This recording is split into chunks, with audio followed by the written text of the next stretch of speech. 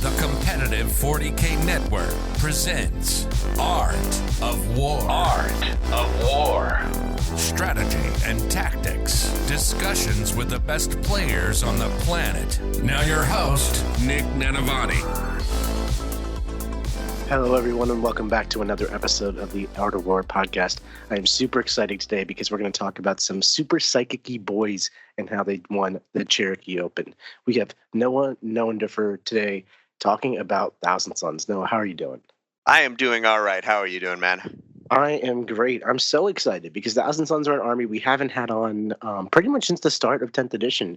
They had their debut, then they basically got nerfed, and basically no innovation has happened on them on that front. But it seems like they've been on the rise lately, and you have a Thousand Sons build that's done really well, the Cherokee Open, getting first place, and it's a little bit different to what we've been seeing do well, so I'm really excited to talk about all that. Yeah, I look forward to it. So this is part one of a two-part conversation. In part one, we're going to be talking about Noah. We're going to get to know him, his play style, how he got to be so proficient with the Thousand Sons, and what that actually looks like. We're going to go through his Thousand Sons army list and how it works strategically and what kind of cool plays he's pulling off with these Thousand Sons boys. Then we've got part two of our show, which you can find on AOW40k.com. That's our Patreon. You can do that and subscribe and get access to this episode, along with 229 other episodes, and our amazing Discord community. So if you're interested in that, we're going to be talking about Noah's list in detail, his matchups, the play-by-plays, what makes it all tick on the actual table. It's one thing to understand the list. It's another thing to play it, and no one's going to spill his secrets. Noah, are you ready? I am absolutely ready. Let's get into it, man.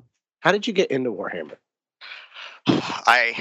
I started at the very end of 2020, I believe, playing some old school kill team with my friends. The first models I ever picked up were some Admech Scutari, which scared me very much on the painting side of things, but we stuck them together, went over to a friend's house, and basically learned with the old school kill team, which was pretty close to big 40K in terms of stats. Awesome. So basically, Kill Team was the little gateway drug that got you into 40K. And then were you Thousand Sons right from the get-go in 2020? I was not. No, like I said, I started with some Admech guys, and then I picked up some Death Guard, some of those old, easy-to-build Death Guard models to play with friends. And then it was when the Grey Knights versus Thousand Sons box came out in 9th edition. My friend was interested in Grey Knights, and I said, Thousand Sons, they do look fun. I like the old Mind Bullets and everything, so I picked them up when that came out, and I've been playing them on and off ever since. I rotate between a couple armies I enjoy, but that's what's currently on the docket. Nice. So easy transition, Psychic Mind Bullets looks to be fun. How did that go from I want to pick up casual Thousand Sons to winning Super Majors with Thousand Sons? What does the practice regime and progression as a player look like? Well, a lot of the Thousand Sons specifically, I played them a good bit in 9th. I think it was the summer of 2022. I got the opportunity to do some research out of state and brought my models with me and played pretty competitively at a game store. And Thousand Sons was the first army. I actually joined some of the guys up in Montana going to the Boise Open in Idaho, and that was the first GT I attended with them. And I've gone back and forth. I play a couple different armies, but in terms of really progressing with Thousand Sons, I find that playing different armies with different play styles, but then applying those play styles into every army you play. So I learned to play very defensive and cautious when I was playing GSC for a period after that, and learning to take all those lessons from different armies and applying them to every army is kind of how I grew better with them. And then more recently, I've picked them back up. I played them a little bit at the start of 10th, but I've been playing them more or less since the start of the year and just grinding out games, practices, RTTs, some smaller GTs up in my home area, and just working through it. So you've been playing Thousand Sons pretty much all through 10th edition exclusively?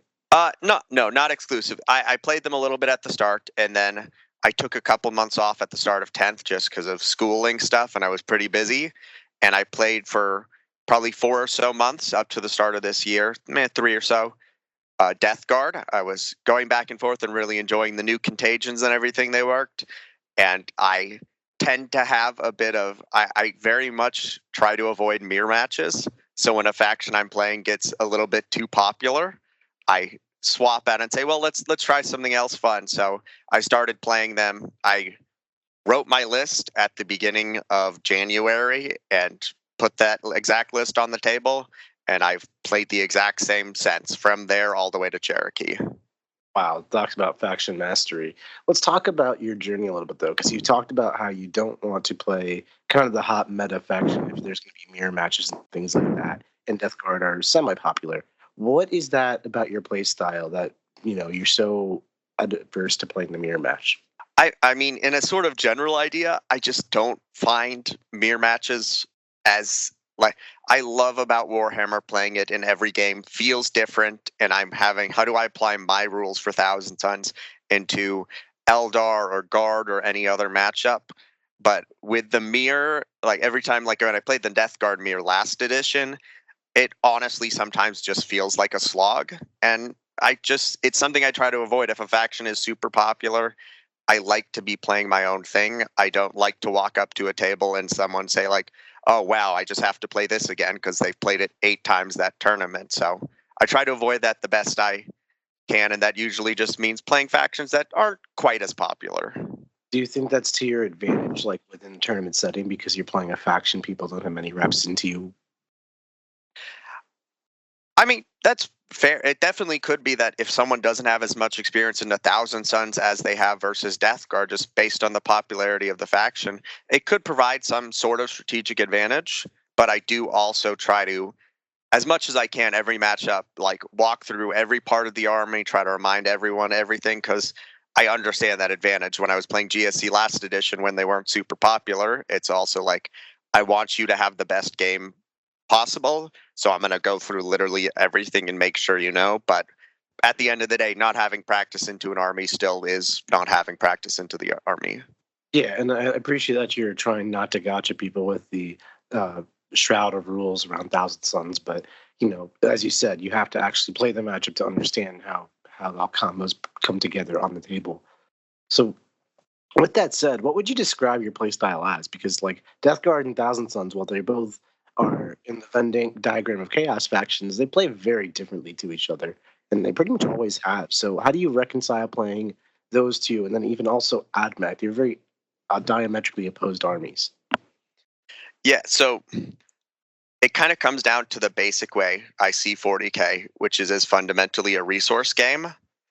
Any army I play, be it Death Guard or Thousand Sons or GSC, it kind of comes down to how can I pick up my opponent's resources while at the same time not particularly giving up anything I have. Thousand Sons, that comes in a lot of way with stuff like Magnus. You force the screens out, you pick stuff up around the edges where they can't really do anything about it, and then you hit them at a point where after your turn, they're not going to have enough resources to come back.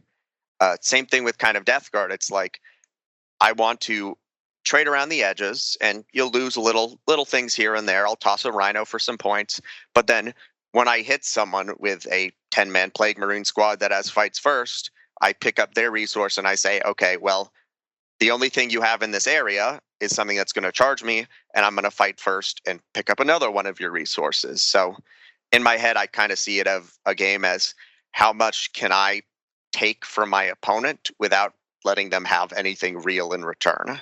So that's how I more or less view every army I play is what tools do I have here to pick up my opponent's tools without losing anything serious on my behalf. It's so interesting you described it as a resource management game, and like basically if you can kill their army fast enough and at a rate that they can't fight you back, you're winning the resource game, and you can leverage a material win into victory, basically. Are you playing to kill your opponent's army primarily and the scoreboard falls into place? Not, I wouldn't say primary. The way I sort of see it is if I can't do what I'm talking about and pick up stuff, that's fine. Also, and this I'm sure we'll talk about, if I put 10 tzaangors on a wall behind an objective and I say, if you want to charge me and take me off this point, that's fine. I'm just going to take your resource back in return, and I've given you something I don't really care about. That's a fine thing for me, and if they decide that trade is never worth it, I've played games for a long time where I've sat behind walls for 3 turns and not really done anything, and if I'm going to come out on the winning side of that, then I'm fine. We can both keep all our resources because, points are just as much a resource you have to manage as anything else. It just, comes down to, if you're not going to do anything, I will sit there across from the table from you not doing anything as long as I have the advantage. It's Very sort of, Thousand Sons of you. yeah, it's sort of that point where, and this happened at Cherokee a couple times, where I don't get to sit there and score points and be happy when I'm the one who has to take the offensive play, is kind of where things have to differ. But So I think that's ultimately going to lead us into part two really nice, where we talk about how you actually have to play your strategy and adjust it for various games. Because it sounds like a large part of your game plan is identifying your win condition from the get-go, whether it is to start just holding your side of the board and telling your opponent to engage in the trade war, take you off of an objective, keep your primary lower, but then you counter-struck and start getting up in material. Or if you can actually pick off the edges and kind of just bully them a little bit on the sides. And we'll get into kind of how you identify all that game to game to game. But on a more broad level, like, how do you actually do it? Do you like go, this is my army, this is their army, and these are the interactions that matter? How do you actually decide what your strategy is going to be with your list? The strategy for the list is pretty similar to what I think there was something I read that was actually talking about my list. The general idea is I give you nonsense I don't care about, which is a difference between my T-Sons list and a lot. And then you take it, and then I burn you while you stand on objectives, and then I take said objectives. The idea for the list is kind of, it plays very strongly into the style of how I like to play, which is I have a bunch of things that don't matter, aren't what I call real resources, to hand my opponent, and I just want to be the one who first gets the chance to pick up a real resource they have. Makes sense. So basically, you want to be the good starter of a trade war. Like, you want to sacrifice a pawn to get a knight kind of thing, and let it snowball from there. So let's talk about your actual list. What, if you can read it top to bottom, what did you take to Cherokee? Yeah, so the start of the list, as always, this is Thousand Sons Cult of Magic. It's the only real thing we have, is, of course, Magnus the Red, who is incredible. And I've been told to stop saying I'd pay more points for him because we don't want GW to do that to us. But it is Magnus the Red who does everything the army could ask for. Then I have Armin on foot. If I had the points, he'd be on disc, but that's how it turned out. Who leads a squad of 10 Flamer rubrics. He gives the squad +1 to wound, and they just sort of annihilate things. I have an Exalted Sorcerer with the Umbrellific Crystal. He leads the other squad of 10 Flamers, which lets them teleport once per game. It's the best version of a teleport because it's in my command phase, which means I know all my cards. I know everything when it happens. So he's leading a squad of 10. I have 2 Exalted Sorcerers on disc who fly around, have a little flamer, do lots of useful stuff. They cast Cabals, they do everything. And then the Infernal Master, who's leading the last squad of 5 flamers. He has the Arcane Vortex enhancement. If you've played Thousand Sons, you've almost certainly seen this guy. He shoots, frankly, ridiculously hard. Like, he picks up, in the game, he did like 10 or so damage to a Catan before Feel No Pain. He just shoots ridiculously hard. Him and his 5 guys always walk on from the edge of the board. Then I have 1 Mutalith Vortex Beast. It's a super useful tool. It doubles the range of your rituals, and it's just kind of a brick to remove. And then last up, I have 2x10 Tzaangors, who are OC2 idiots that I adore, and 2x2 Chaos Spawn, who the 1001 Suns ones have a 5-up invuln, which just makes them very annoying bricks of wounds. And that is the entirety of the list. So on the offset, looking at it, it looks like every other Thousand Sons list, and that's a gaggle of Psychers led by Magnus, joined to Rubric Marines with some other stuff floating around. But I think the devil is in the details here, and I want to go kind of through it unit by unit. So we've got like 2 units of 10 Rubric Marines. Usually this is more divided into lots of 5-mans for that Cabal point efficiency. So you have larger trading pieces that are not even necessarily trading pieces. They're these big bricks of like 300 plus points with the character attached, and they don't generate as many Cabal points.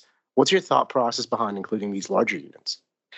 So, also kind of falls into my playstyle that I'm not generally a huge MSU type player. I like my real units to do real unit things, and then I like my junk to be the most junk possible. MSU meaning multiple small units as an army style. Yeah, so there's a lot of, the reason I do have the 5-man rubrics for the Infernal Sorcerer is more to buff the Infernal Sorcerer, not for them to actually be a unit. The way I kind of play with the rubrics is I don't treat them as trading. If I'm trading them away, which occasionally has to happen. Games don't always go perfect. That's not the position I want to be in. I want to be at the point where I'm only giving you the junk units. The way we kind of measure our list is in Cabal points, and I have 18 Cabal points in the list. The games I tend to win, I tend to still have 14 to 15 Cabal points round 5. I try my very best to never have to trade these units, and if I'm playing a game plan which doesn't want to trade them, if I want Armin to maximize the efficiency of +1 to wound, if I want my teleport to maximize the efficiency of the teleport, then I want them on the biggest units possible. I want them to be the most effective that they can be, and then let all the little MSU trading stuff be other things like tzaangors and spawn, which I can freely throw away without losing anything serious. So it's about like magnifying the effectiveness of your buffs, reroll wounds on objectives, warp time, moving them twice, teleporting across table and everything. So yeah, I totally get that the rubric marines are not the trade pieces in the game of Warhammer, and that's what the tzaangors and spawn are for. I'm surprised to see there's no enlightened here. I feel like they're an amazing 45 points, 3 models, OC2 each, move 12, fly. What's your thought process on these tzaangor and spawn specifically? So yeah, the general thought process when I was making the list is the couple Thousand Suns games that I had played this edition before this list, it felt like the army kind of slowed down the longer into the game it got, because all these other little things like the 5-man rubric marines, like I said, you lose one, you're losing a unit, you're losing Cabal points, it's slowing down your game plan. I wanted to fit, I put the core of the list down, which is everything else, and I wanted to fit as much junk as possible in it that didn't really hamper my army as a whole when it went down. So the 2 types of junk I have are the Chaos Spawn, which are sort of my replacement. I personally find them, I like them more than Enlightened. They serve about the same purpose, which is to be like the small units that go and do stuff. Even though Enlightened do have the 12-inch move, I find Spawn are about the same speed with their 8-inch move, because Spawn move through walls and Enlightened don't. And they kind of exist to be this brick that forces out what I call an actual combat resource from your opponent, because any non-combat resource will just lose combat to Spawn. Even like small type skirmishy units, a lot of times will just literally never do enough damage to kill Spawn, and Spawn will eventually kill them. It's not going to be quick, but like neither of you is going to go anywhere. And then, obviously they have to charge into your Spawn, and I get to shoot them.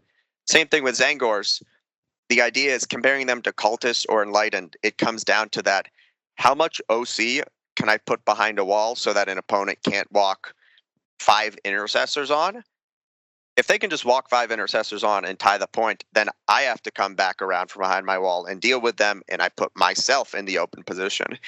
If I have 14 OC behind a wall with tzaangors, which is really what the critical OC, like the critical part of them are, they are OC2 bodies versus, and it's 10 OC2 bodies. So I put that all on an objective, and it again forces a real resource from my opponent in exchange for my junk thing, which is in the list for you to charge and kill so that I get your resource. Makes a lot of sense. Basically, just letting tzaangors die so that you can slam them with your rubric marines.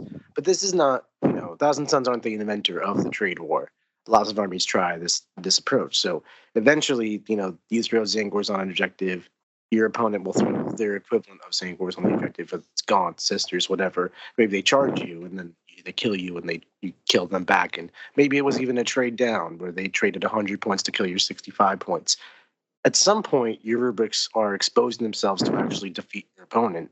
At that point, they're just a bunch of rubric marines, right? How are you staying alive once you've actually committed these resources? The idea once you commit them is, again, I want to trade around the edges, and let's say I have a set of Spawn on objective and a set of tzaangors, and you trade 2 real resources into me.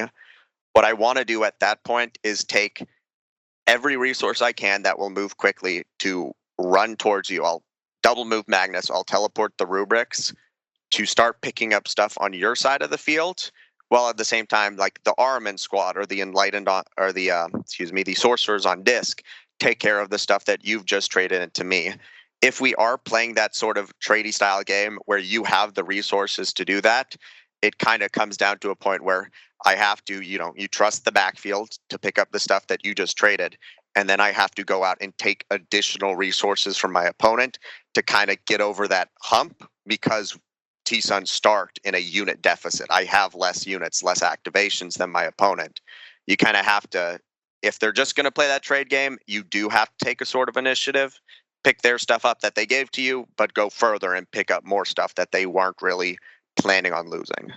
Right. So it's not so much as just reclaiming the land you just lost. You're reclaiming that land, that objective, and then also launching Magnus, and like the outflanking squad shows up, maybe rapid ingress it, or like the 10 Rubric Marines move and double move up the table or teleport up the table.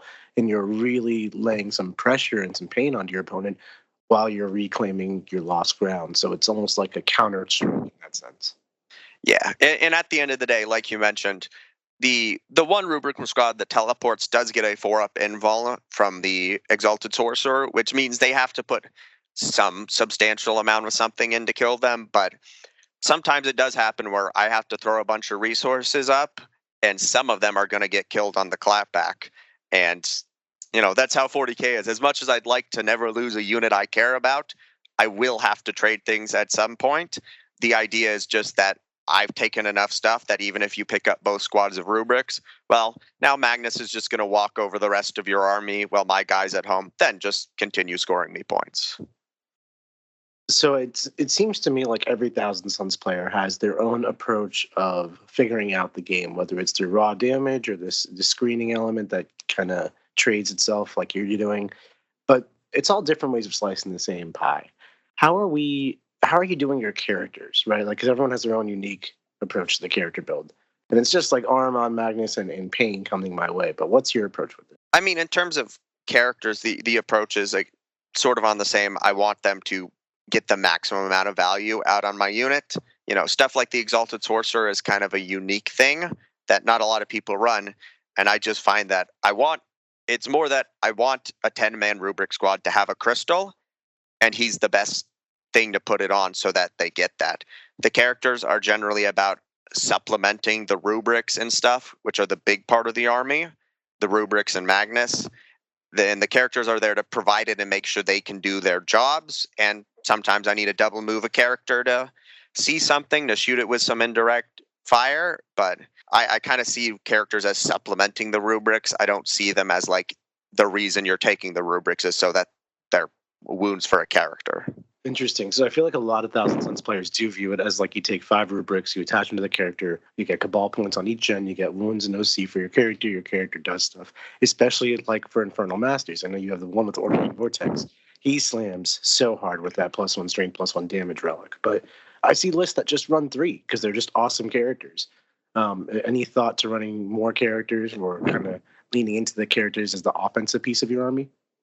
I will say, with the exclusion of the 5-man rubric squad, who do in fact exist to give the Infernal Master rerolls and some ablative wounds, and I feel like that trade is worth it. I feel like having 5 rubrics for him, I'll pay 100 points to make sure that man lives and picks up everything he looks at. But when I look at something like a regular Infernal Master, some of the also just like other Exalted Sorcerers on disc, which sometimes get paired with rubrics, I don't see the point. I feel like all that's doing is making a 200-point trading piece unit that ultimately, when an opponent gets to it, I've lost like 3 Cabal points on that interaction. I've lost 200 points. Every real unit in Thousand Suns, which includes a 5-man rubric and a character, which is 220, 230 points, I just don't see the character as doing enough to have a reason to have 5 rubrics hanging around, except for that Arcane Vortex guy. The rest of the time I see the rubrics and the characters there to supplement them. Armin's extra Cabal point or extra once per game Cabal ritual is nice, but fundamentally he's there so that his rubric squad sees something on an objective and just says, stop existing. And he does that by taking away their armor save and then just blocks them with 10 flamers with reroll wounds. Yeah, 10 flamers, rerolling wounds. If you don't have an invuln save, picks up just about anything in the game, and it'll do serious work into just about. If I'd be wounding on 6s and then wounding on 5s with Armin, you're on an objective and I'm rerolling. It does like an average of 16 to 18 wounds on literally any unit in the game, and then turn off armor saves, or if it's on just a Chaos Demon's body that has a 4-up invuln, like 9 wounds is still a substantial amount to just say, like, this is gonna happen. Yeah.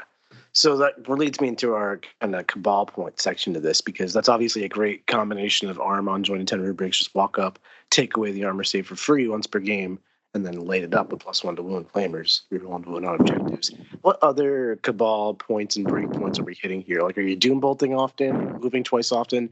What is the plan for using Cabal points? So, and I've talked about, because I basically will use Doom Bolt, which is, for anyone that doesn't know, you pick a unit with an 18 that a Psyker can see, or 36 if you're a beast, and toss some mortals at something. I essentially use Doom Bolt as more of a utility spell if I see a lone op. If I can see something that Doom Bolt can easily snipe out, again, without me really losing something in return, then I'll use Doom Bolt for that. Aside from that, I still use Cabal points to supplement the rest of my army. The double move, Armin squad normally sits somewhere within range that with a double move they can see the whole center objective.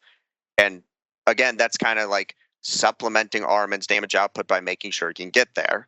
The strip armor saves is supplementing damage output by making sure that my flamers always go through. I generally use Cabal points and stay at that break point where I can do a double move and a strip. I can do 2 double moves with my 1 Exalted Sorcerer that will let me double cast. I try to use them in a way and keep those breakpoints where they can serve a purpose of allowing the rest of my army to function. I don't use Cabal points just to toss damage out every time I can see it, because supplementing my army will mean they do more damage than just a random Doom Bolt will do. Interesting. I think a lot of Thousand Suns players get kind of fixated on, I can do 18 mortal wounds in 1 turn if I do this, this, this, and this, and I can do it to your backfield. And they do all these jumping hula hoops and go crazy. And all of a sudden they've done 8 mortal wounds to a rhino behind a wall, and I get to move forward with my entire army and just slam the next turn. It's like you lost the plot. It sounds like you're actually using Cabal points kind of just to supplement your army, like you said, not going for those crazy plays.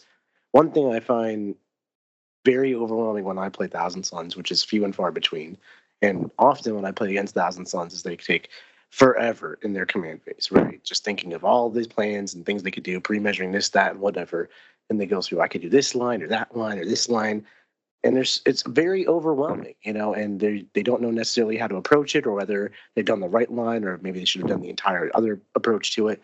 It doesn't sound like you have those kinds of issues, because your army is kind of working in a much more, this is what it's going to do strategy. Could you define that a little bit for us? Yeah, no, I will say that I tend to very much, I'll spend, and of course I like to play on a clock, so I make sure I'm never taking up time that should be my opponent's, but I will spend a solid 5 minutes in my command phase kind of standing there and looking and thinking about, well, if I spend 6 Cabal points here and 7 here, how's this going to work out? Which is just a thing you have to do as a T-Suns player, because before I make a single move, I have to determine, is this unit teleporting? What am I going to need Cabal points for? Where are my responses going? That is absolutely still a way that you have to play. The best I can really say is it does become easier with practice, which helps when I've put a lot of reps in with this army, because then you get to a point where you kind of have a more natural feel where you don't have to explicitly think about everything. It's a very natural way of playing the game where I know, okay, well, they're going to have to double move there, and I'm going to need a strip there, and then I'm going to need a free strat on Magnus because it got vected, which means I'll have to use the strip with Armin's free thing, and it does just kind of become more of a natural feeling the longer you go with it, but you still do spend a good amount of time in your command phase and then sort of run through the rest of the turn. Gotcha. I guess that's always going to be there with T-Suns. That just makes sense. What's kind of your playbook, I guess? There's a couple of decent go-to moves. There's lots of shenanigans you can pull with stuff like probably 2 or 3 times at Cherokee and a couple times in like the past week, I've randomly drawn capture enemy outpost. So you kind of adjust your plan based on the cards, but things like teleporting your rubric Marines and then double moving them onto an objective. You can use them with warp sight to get calling the Magnus airstrike. I see a Tau Crisis brick behind a wall. I say, all right, well, now that brick, everything's going to target it indirectly. So like the main plays are sort of the big teleport, and you want to use that teleport as much as you can to get that line of sight, to be able to shoot a bunch of stuff, and to set them up in a position where it's going to be very hard for enemies to approach with their Overwatch. You also fall into positions where sometimes I'll double move an Exalted guy on disc just so he can go see a unit. He can use his half move nonsense, though that's only at the first end of the first move. Again, a lot of the fancy plays with T-Suns do come down to like that double move warp site play so that I can see something and I can say, I'm going to shoot that, because that's a very scary thing that I don't really want to have to face head on. When you're allotting your Cabal point allocation, deciding what you're going to go for, there's so many different factors, right? Like you can do the double move, warp site, blow something up play. You can get more aggressive with Doom Bolts if you really want. But you can also just use it to double move tzaangors and go move block an area and steal an object. That doesn't lead to much damage at all, but it can buy you time and steal points. How does that play factor into your repertoire? Yeah, so a lot of time, the first thing you do when you're doing that command phase planning is say, what is the essential points I have to use this turn? If I need to get my secure no man's land turn 1, but my spawn are a little far away, then the essential points are going to be, well, they have to double move. One other sort of play in that playbook, like you were talking about, things like double moving tzaangors, double moving rubric marines, because of the time phase it happens, a lot of times I will move them up to a wall when they could have come out and move blocked with their normal move, and then double move them because that double move avoids Overwatch. Redeemers eat your heart out because the double move happens at the beginning of the shooting phase, so I can still come around where most people can't and do move blocks on very scary Overwatch threats without it being a big deal. So that kind of thing where this is something you're going to have to do is the quote-unquote reserved Cabal points, where this is going to absolutely have to happen. And then other things kind of fill in around there once you know what else you're going to have left. Gotcha. So damage almost comes secondary, actually, to just making sure you get your points accomplished and your move blocks done. Yeah. As I say, every free resource is a good resource to pick up. But if I just walk around the board picking up every resource I can for free and never stand on an objective, that's still not a winning recipe. Yeah, that's a good way to put it. So let's talk about how you actually approach the mission.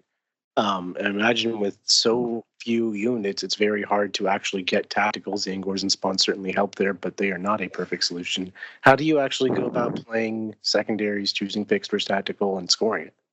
I actually find that tactical, at least to this list, because it has a decent amount of junk and it has a lot of flexibility, comes pretty naturally.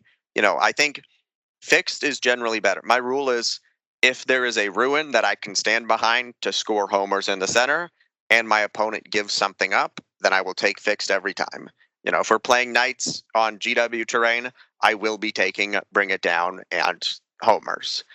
Any other time, the list is fairly comfortable piloting tactical, because stuff like the double move, the teleporting rubric squad, each of the 2 guys on disc who I don't have to overexert myself to prepare myself for, investigate signals.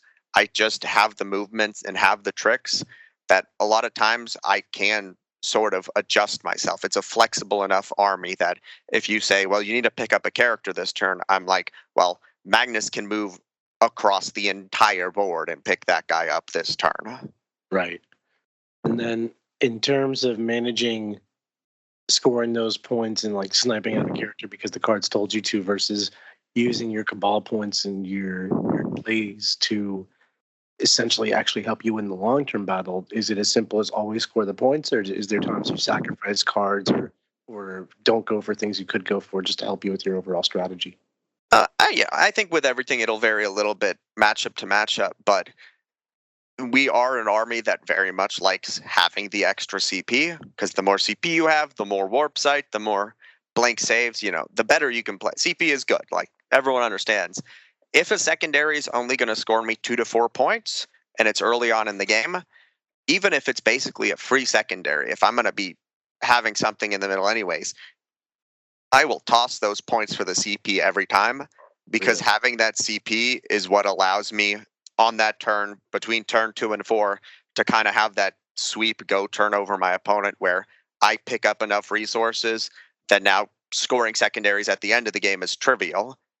And if you keep your opponent off primary, it doesn't really matter. This list is very much a singles list. It is meant to consistently score 10 to 20 points more than your opponent. It's not a list that's like, I'm always going to score the maximum amount of points possible, because at the end of the day, if I have more points than you, I don't really care what the total was. Right. So I'm fine with looking to push sacrifice. differentials in a team's environment, or necessarily even keep it close where you would lose a blowout game. You just want to play the games you're going to play and win them solidly. Yeah, as long as I win, if that CP means that I'm going to get 10 points by keeping you off primary because I could blank a save on Magnus, it's going to be worth more than the 2 to 3 points I could have gotten for little area denial. For sure. I think that makes a lot of sense, Noah, and I'm very excited to see how well you piloted it, and obviously how well you know the army. I think ultimately with Thousand Suns, more so than most factions, it comes down to the specific lines you take in the games you play on turns you have. So in part 2 of this show, we're going to talk about your actual games that you played, go through the matchups, the tactics, the strategies used in those games, and we're going to talk about exactly how you won the Cherokee Super Major Open. So if you enjoyed this episode, you can catch that on AOW40k.com. That is our Patreon. Yeah, we've been doing this for 3 years. Your support is what fuels this show and allows us to keep producing it, along with all of our content on R4. So please do subscribe if you find this content helpful. It means the world to us, and let's keep doing it. Noah, thank you so much for coming on. Yeah, thank you so much for having me, man. It's been a true pleasure. All right, listeners, join us on Patreon, and we'll see you next week. Like what you just listened to? Check out Art of War Down Under and Art of War Unbroken on the competitive 40K network. TheArtofWar40K.com.